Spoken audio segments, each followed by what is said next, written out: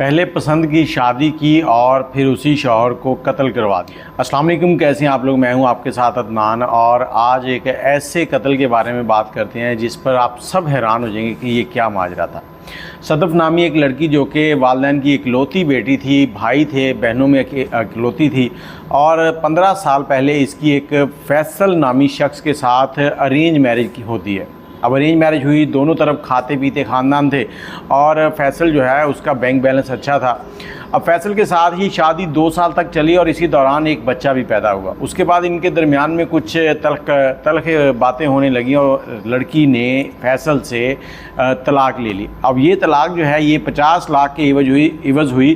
फैसल ने सदफ को 50 लाख रुपए दिए और उसके बाद सदफ जो है अपने माँ बाप के घर आकर रहना शुरू हो गई। 10 साल तक वहीं रही और 10 साल के बाद इसे रेहान नामी लड़का जो है वो पसंद आ गया। रेहान इस औरत के शहर में इतना पागल था कि हर चीज़ जो है यही जो कहती वो कहता कि ये ठीक है। अब रेहान के घर वालों ने उसकी एक जगह मंगनी भी की। घर वाले बहुत समझाते थे कि वो तलाक याफ्ता औरत है, एक बच्चा है, 10 साल उसकी तलाक को हो चुके हैं और क्या क्या वजूहात हो सकती हैं, सारी डिस्कशन हुई। लेकिन रेहान के ऊपर इस औरत का सहर इतना ज़्यादा वो असर कर चुका था कि रेहान इस चीज़ को समझ ही नहीं रहा था। रेहान ने आखिरकार अपनी मंगनी जो है वो भी तोड़वा दी और फिर सदफ से शादी कर ली। सदफ से जब शादी हुई तो सदफ ने इसी दौरान शीज़ान और सज्जू नामी लड़का जो है उसके साथ भी तल्लुकात बना रखे थे।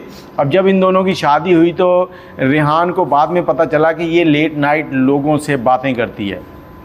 माँ बाप की इकलौती बेटी थी, कोई पाबंदियाँ नहीं थी और रोक टोक की आदी नहीं थी। यहाँ पर जब रेहान ने इसके ऊपर पाबंदियाँ लगाई, फ़ोन ज़्यादा इस्तेमाल करने से रोका तो इसको ये घर जो है ये कैद नज़र आने लगा। कुछ वक्त इसके साथ गुजारे और आज से तकरीबन 6 महीने पहले इसने अपनी वालदा से जाकर कहा कि मैं रेहान के साथ नहीं रह सकती। तो वालदा ने कहा कि अगर तुम दोबारा तलाक लेती हो तो हमारा सारे ख़ानदान के अंदर सत्यानाश हो जाएगा, इज़्ज़त मिट्टी में मिल जाएगी। तो तुम ऐसा ना करो, तुम ऐसे करो कि तुम्हारा जो तीसरा आशिक है जिसे वो शीज़ान और सज्जू नामी बंदा है उसको बुलाओ, उसके ज़रिए रेहान का ख़ात्मा कर दो, दौलत भी आएगी, इज़्ज़त भी बच जाएगी, सारे काम हो जाएंगे।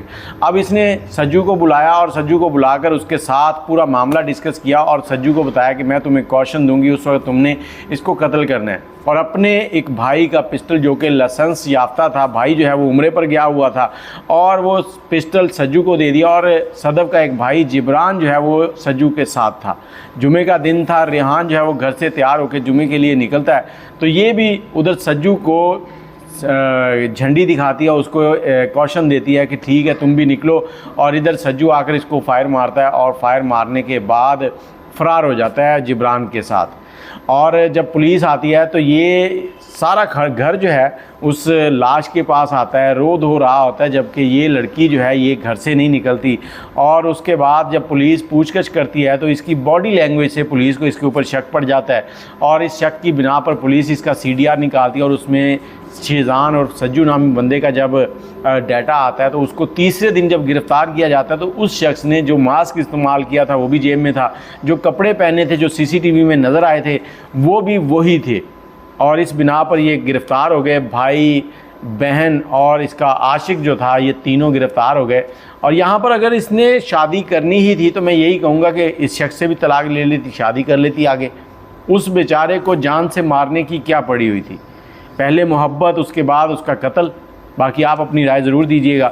बच्चों को इन चीज़ों के बारे में गाइड किया करें कि बच्चों ने ज़िंदगी कैसे गुजारनी है, क्योंकि हमारे यहाँ क्या होता है कि घरों के अंदर अब आज़ादी की तरफ हम लोग अगर किसी चीज़ को समझाते हैं घर पे तो लोग कहते हैं कि ये तो बड़ा तंग ज़हन का बंदा है, जबकि ऐसा नहीं होता। जो आप बच्चों को चीज़ें समझाएंगे बच्चों ने वही सीखनी है और आगे जाके वही चीज़ें करनी है। तो कोशिश किया करें कि अपने बच्चों को अच्छी आदत सिखाएं। बाकी मुझे इजाज़त दें, अगर आपके पास कोई कहानी हो तो हमसे ज़रूर शेयर कीजिएगा। नंबर है 0300 25 20 629। अल्लाह हाफिज़।